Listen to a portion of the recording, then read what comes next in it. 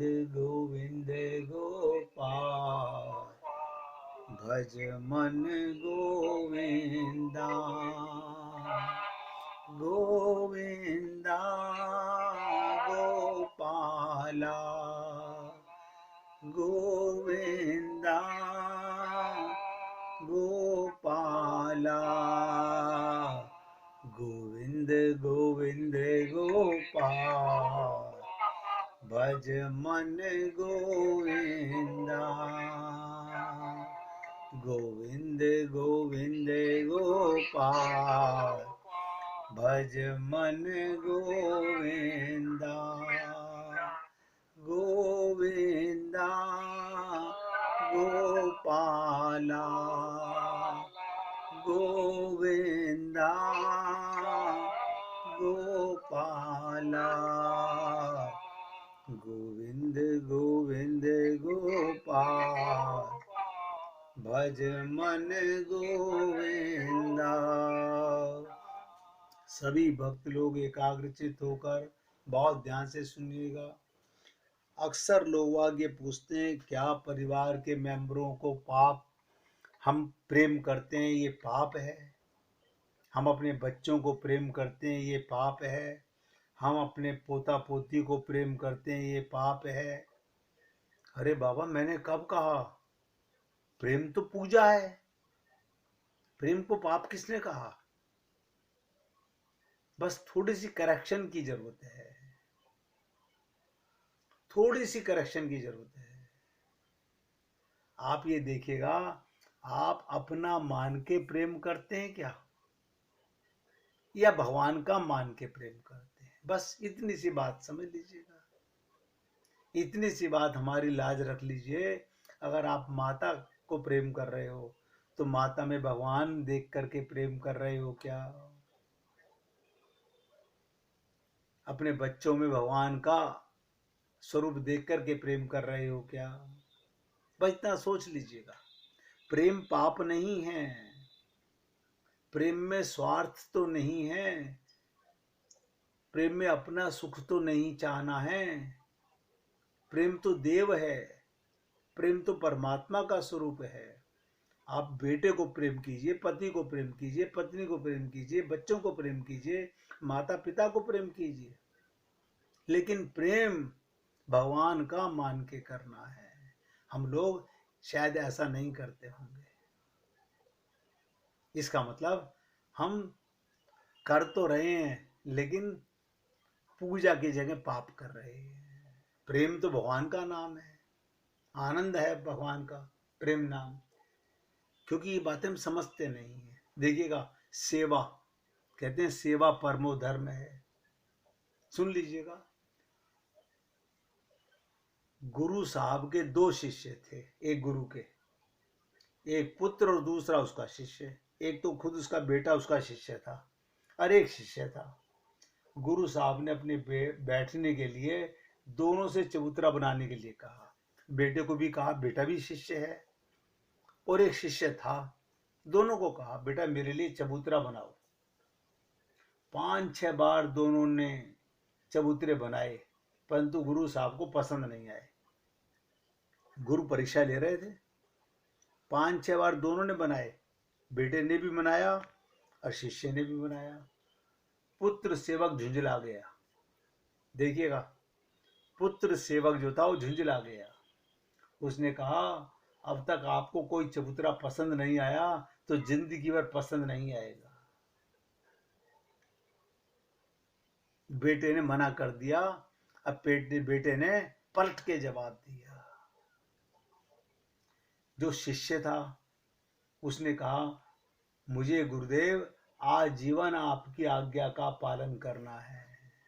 आप कहोगे मरते दम तक मैं रोज चबूतरा बनाऊंगा, आपको पसंद नहीं आएगा रोज तोड़ दूंगा, रोज बनाऊंगा। चाहे प्रतिदिन एक ही काम कराएं, चाहे नए नए काम कराएं, मुझे तो एक बात से प्रसन्नता है कि मैं आपकी आज्ञा का पालन कर रहा हूं। अब सोचिएगा, उसमें कौन सा पक्का शिष्य है और कौन सा कच्चा शिष्य है? शिष्य दोनों अपने आप को मानते हैं। कहना ना होगा, गुरु साहब की गद्दी का उत्तराधिकारी पुत्र नहीं हुआ, वो शिष्य हुआ। जो कहते हैं ना, सेवक वही है जो गुरु के आदेश पर अपने मन को बदल ले। आप और हम लोग गुरु धारण कर लेते हैं, लेकिन ये सोच नहीं पाते कि हमारी गलती कहां पर है, और गुरु क्या कहे। हम चेले की भूल कहां समझ पाते हैं अपनी, हमने कभी सोचा ही नहीं। एक महात्मा बहुत ज्ञानी थे, अपनी साधना में लीन रहते। एक बार एक लड़का उनके पास आया, उनसे अपना चेला बना लेने के लिए पुरजोर प्रार्थना की। महात्मा जी से बोला, मुझे आप अपना चेला बना लो। महात्मा जी ने सोचा, बुढ़ापा आ रहा है, एक चेला पास में होगा तो सहारा बना रहेगा। ये सोचकर उन्होंने उसे चेला बना लिया। चेला बहुत चंचल प्रकृति का था, ज्ञान ध्यान में उसका मन नहीं लगता था। दिन भर आने जाने वालों से बातें करना और मस्ती करने में उसका समय व्यतीत होता। गुरु ने कई बार उसे समझाने की चेष्टा की, पर सफलता नहीं मिली। एक दिन चेला महात्मा जी से बोला, गुरुजी मुझे कोई चमत्कार सिखा दो। क्या बोला? मुझे कोई चमत्कार सिखा दो। गुरु ने कहा, वत्स चमत्कार कोई काम की वस्तु नहीं, उससे एक बार भले ही व्यक्ति प्रसिद्धि पाले, लेकिन अंत तो गत्वा उसका परिणाम अच्छा नहीं होता। पर चेला अपनी बात पर अड़ा रहा। बाल हट के सामने गुरुजी को झुकना पड़ा। उन्होंने अपने झोले में से एक पारदर्शी डंडा निकाला। क्या निकाला? पारदर्शी डंडा। और चेले के हाथ में उसे थमाते हुए कहा, ये लो चमत्कार। इस डंडे को तुम जिस किसी की छाती के सामने करोगे, उसके दोष इसमें प्रकट हो जाएंगे। यानी इसमें तुम्हें नजर आ जाएगा कि उस आदमी के अंदर क्या कमी है। चेला डंडे को पाकर बड़ा खुश हुआ। गुरु ने चेले के हाथ में डंडा क्या थमाया, मानो बंदर के हाथ में तलवार थमा दी हो। कोई भी व्यक्ति आश्रम में आता, चेला हर आने वाले के सीने के सामने उस डंडे को घुमा देता। उसकी कमजोरियां उसमें प्रकट हो जाती और चेला उनका दुष्प्रचार शुरू कर देता। इसमें ये कमी है, इसमें ये कमी है, इसमें ये कमी है। सारा दिन यही करता था। गुरुजी सारी बात समझ गए। एक दिन उन्होंने चेले से कहा, एक बार डंडा बेटा अपनी ओर भी घुमा कर देख ले। एक बार ये डंडा अपनी ओर भी घुमा कर देख लो। इससे स्वयं का परीक्षण हो जाएगा कि आश्रम में आकर अपनी साधना से तुमने कितनी प्रगति की है। चेले को बात जची। उसने फौरन डंडा अपनी ओर किया, लेकिन देखा उसके भीतर तो दोषों का अंबार लगा हुआ है। अब क्या करे? शर्म से उसका चेहरा लटक गया और तत्काल गुरु के चरणों में गिर पड़ा और अपनी भूल की क्षमा मांगते हुए बोला, आज से मैं दूसरों के दोष देखने की भूल नहीं करूंगा। हम परदोष बहुत देखते हैं, पर निंदा बहुत करते हैं। अपने दोषों को ना हम जानते हैं, ना हमने कभी देखने का प्रयत्न किया है, उन पर तो हम पर्दा डालते हैं। और मजे की बात, अगर कोई हमारे दोष दिखा रहा हो तो हम उसके पास दूसरी बार कभी नहीं जाते। हम कहते हैं, नहीं अब हम नहीं आएंगे इनके पास में। ध्यान से सुनिएगा, अगर गुरु एक एक करके दोष दिखाने लगे अपने शिष्य के, अगले दिन वो शिष्य नहीं आएगा। गुरु बड़े चालाक होते हैं। जब उन्हें कोई बात बतानी होती है, वो सबके बीच में इकट्ठी करके बताते हैं। तो सब क्या कहते हैं, ये मेरे दोस्त थोड़ी बता रहे हैं, उसके बता रहे होंगे। मेरे में तो दोष है ही नहीं, अगर मेरे होते तो मेरे को बोलते तेरे में दोष है। हम अपने आप को तसल्ली देते रहते हैं। अरे हम सब लोग खुद के दृष्टा अगर बन जाएं, अपने दृष्टा बन जाएं, तो हम सबको ये सब समझने में एक पल की भी देरी ना लगे, एक पल की भी देरी ना लगे। मैं आपसे यही तो निवेदन करता हूं कि हम अपने मन के दृष्टा बनना है, अपनी मन की मलिनता को ही तो देखना है, वो कुछ नहीं करना। हो गई पूजा, मन के दोष मिटाना ही तो पूजा है। और गुरु के पास जाके हम सीखते क्या है, गुरु से लेते क्या है? अगर मन के दृष्टा ना बने, मन के साक्षी ना बने, मन को हमने संसार से हटा के भगवान की ओर नहीं मोड़ा। आप भी सोचते होंगे, बहुत से लोग तो ये सोच के जाते भी नहीं है गुरु के पास, हम तो आए थे किस काम से, कि हमें संसार चाहिए, हमें संसार का सुख चाहिए, हमें इंद्रियों का सुख चाहिए। लेकिन जब असली सुख का स्वाद मिलता है तो आदमी मल के स्वाद को भूल जाता है। आप सब लोग बहुत ध्यान से सोचिएगा कि हमारा दोष क्या है। एक सेठ को नौकरी की आवश्यकता थी, समाचार पत्रों में विज्ञापन छपा था, लोग मिलने के लिए आने लगे। एक से सेठ ने कहा एक गिलास पानी ले आओ, वो लेने चला गया। सेठ ने कहा फेंक दो, उसने फेंक दिया। सेठ ने पूछा क्यों फेंका? आने वाले ने कहा आपने कहा इसलिए फेंक दिया। सेठ ने उसे नहीं रखा नौकरी पर। बहुत आए, वो एक ही प्रश्न सबसे करता, ये काम करो, इसका ये फेंक दो।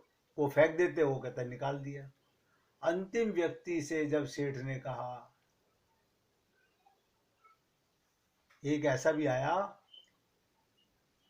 सबके साथ एक ही बर्ताव। अंतिम व्यक्ति से जब सेठ ने कहा फेंक दो, तो वो क्या बोला, क्यों फेंक दूं?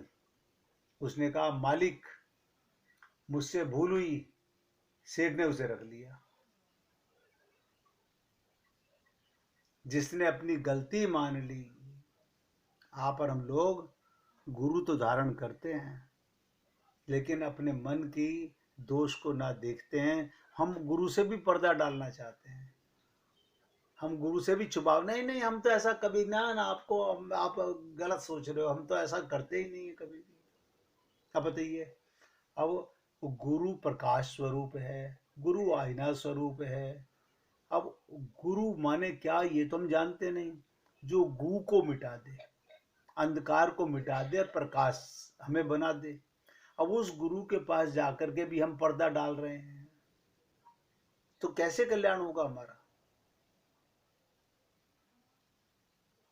जो गुणों के अंदर ईश्वर का हाथ और दोषों में अपनी गलती देखता है, वही ईश्वर का प्यारा होता है।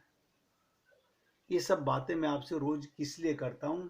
आप अपने मन को सोचिए कि किसका चिंतन कर रहा था, भगवान का, गुरु का, या संसार का? बस इतनी सी बात समझ लीजिएगा।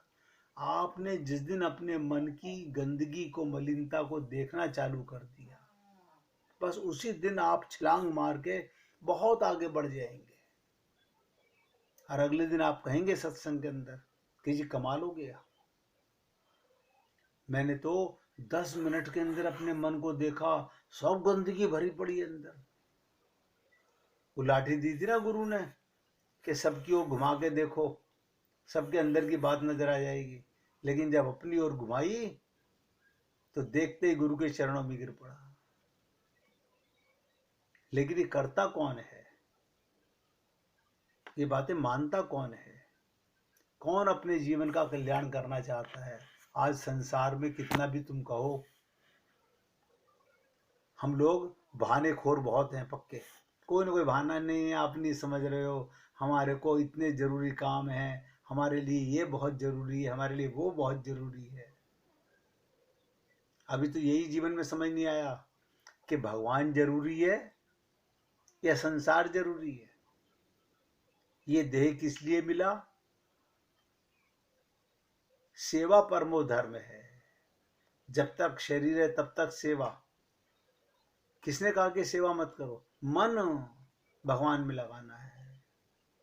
लोग अक्सर कहते हैं कि राधा कृष्ण का प्रेम अनूठा प्रेम। ध्यान से सुनिएगा सभी भक्त लोग, राधा कृष्ण का प्रेम अनूठा प्रेम।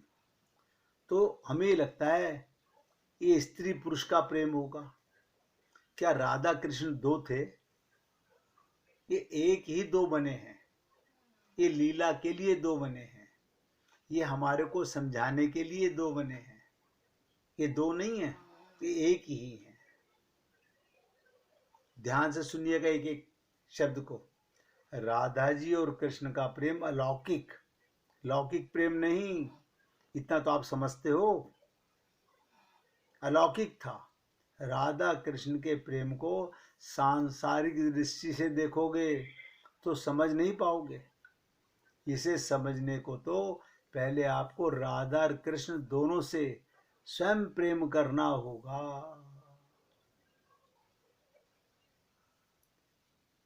पहले समझो तो सही किसी गुरु से।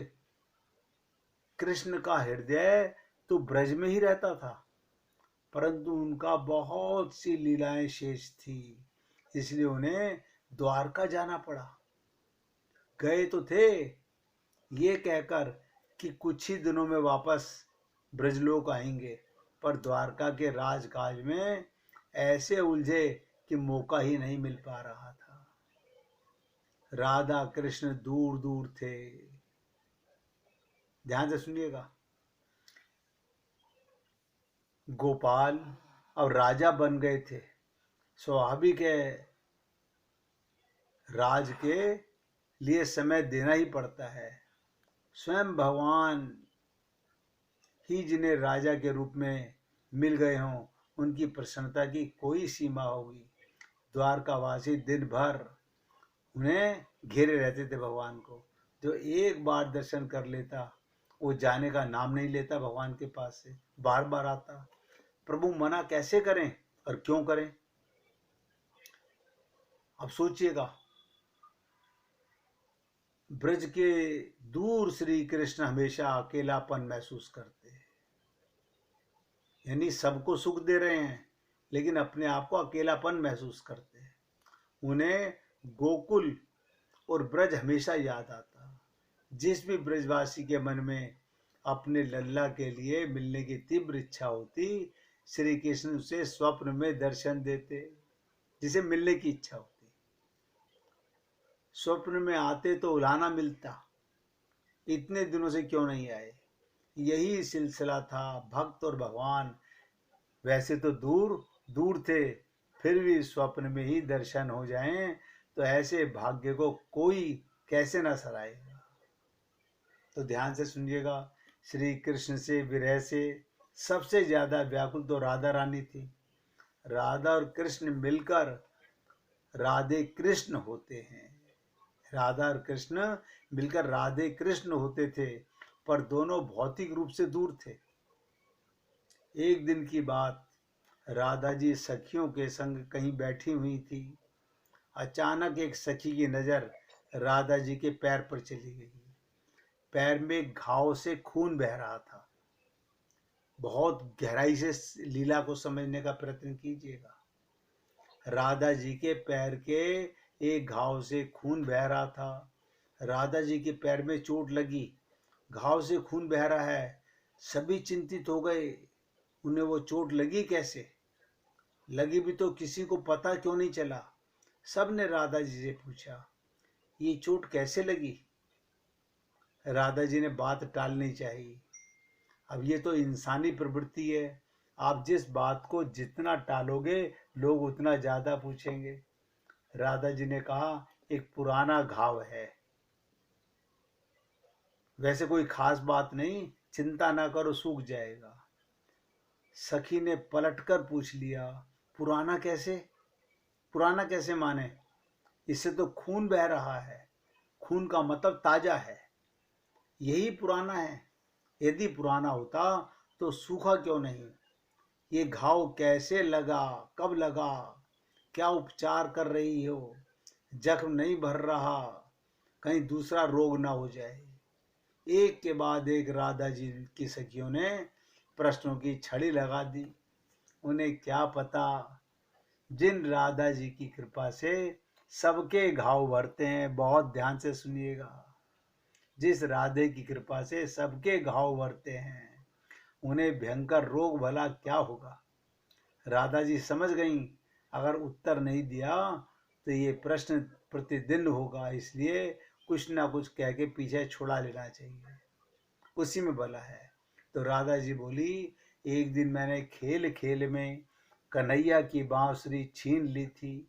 वो अपनी बांसुरी लेने मेरे पीछे दौड़े। बांसुरी की छीना झपटी में अचानक उनके पैर का नाखून, कन्हैया के पैर का नाखून मेरे पांव में लग गया।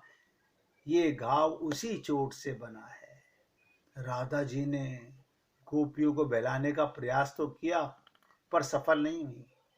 किसी ने भी उनकी इस बात पर विश्वास नहीं किया। प्रश्न भाग रही, बोले आप हमसे प्रश्न छुपा रही हो। अब पलटकर फिर से प्रश्न शुरू किया। सखियों ने पूछा, यदि ये घाव कान्हा के पैरों के नाखून से हुआ तो अब तक सूखा क्यों नहीं? कान्हा को गए तो कई बरस हो गए, इतने में तो कोई भी घाव सूख जाए। देखो, कुछ छुपाओ मत, हमसे छुपाओ नहीं सकोगी, आज नहीं तो कल पता चल ही जाएगा। सो अच्छा है आज ही बता दो। राधा जी समझ गई, सखियों को आधी बात बताकर बहलाना नहीं जा सकता। वो अपने कन्हैया से आज ही रात सपने में पूछ लेंगी। बात तो खुली जाएगी, इसलिए मैं ही बता देती हूँ। तो राधा जी ने क्या कहा, घाव सूखता तो तब जब मैं इसे सूखने देती। मैं रोज इसे कुरेद कर हरा करती रहती हूँ। सखियों की आंख फटी रह गई, वे सुनकर कि राधा जी को घाव को हरा कर रही हैं। ये तो बड़ी विचित्र बात है। सबके चेहरे पर एक साथ कई भाव आए और राधा जी फिर से प्रश्नों की छड़ी लग गई। इससे पहले कि कोई कुछ कहे, राधा जी ने बात पूरी कर दी। राधा जी थोड़े दुखी स्वर में बोली, कान्हा रोज सपने में आकर इस घाव का उपचार कर देते हैं। घाव के उपचार के लिए सही, कन्हैया मेरे सपनों में आते तो हैं, इसलिए मैं रोज इसे कुरेदती हूँ कि कल वो फिर आएंगे घाव भरने के लिए। प्रभु दूर बैठे सब सुन रहे थे, उनकी आंख में भी आंसू आ गए। देखिएगा, राधा जी वृंदावन में सखियों को बता रही हैं और भगवान द्वारिका में रो रहे हैं। उद्धव जी हैरान परेशान हो गए। सबके आंसू दूर करने वाले श्री कृष्ण रो रहे हैं। ये क्या हो रहा है? कौन सा अनिष्ट देख लिया? कौन सा अनिष्ट घटित हो गया? उद्धव जी चाह तो नहीं रहे थे प्रभु के नितांत निजी बात को पूछा जाए, लेकिन उद्धव जी स्वयं को रोक ना पाए। उन्हें श्री कृष्ण से आंसुओं का कारण पूछा कि साफ साफ बता दो। उद्धव को यकीन नहीं हुआ कि ब्रजवासी कृष्ण से इतना प्रेम करते हैं।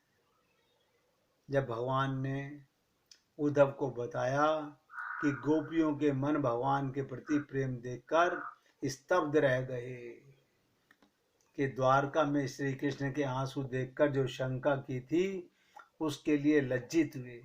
गोपियों ने श्री कृष्ण से अपने प्रेम भाव का जो वर्णन शुरू किया, तो उद्धव की आंखें स्वयं रोने लगी। वो भाव विभोर हो गए। राधा और कृष्ण के बीच अलौकिक प्रेम को उद्धव ने तभी समझा। आप और हम लोग अभी लौकिक प्रेम को समझते हैं, अलौकिक प्रेम को हम नहीं जानते हैं। इसलिए मेरा आप सभी आत्माओं से निवेदन है, आत्मा का परमात्मा से जो प्रेम है वो लौकिक प्रेम नहीं है, वो शरीर का प्रेम नहीं है, वो आत्मा से सदा का भगवान से प्रेम है। आप उसी आनंद प्राप्ति के लिए रोज मेरे साथ सत्संग के अंदर अपना समय देते हैं। मैं रोज आपके सामने ये प्रेम के छींटे, आनंद प्राप्ति के मार्ग की बातें आपसे निवेदन करता हूँ।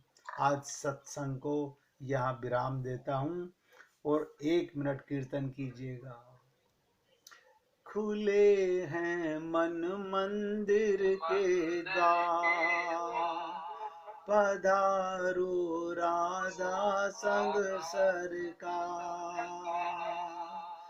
खुले हैं मन मंदिर के द्वार, पधारो राधा संग सरकार। खुले हैं मन मंदिर के द्वार, पधारो राधा संग सरकार। खुले हैं मन मंदिर के द्वार, पधारो राधा संग सरकार। बोलिए वृंदावन बिहारी लाल की जय। जय जय श्री राधे, जय जय श्री राधे।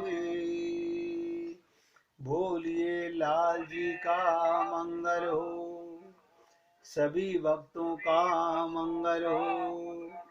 सबको राधे राधे भैया, सबको राधे राधे भाई, राधे राधे, राधे राधे भैया, राधे राधे, सबको राधे राधे।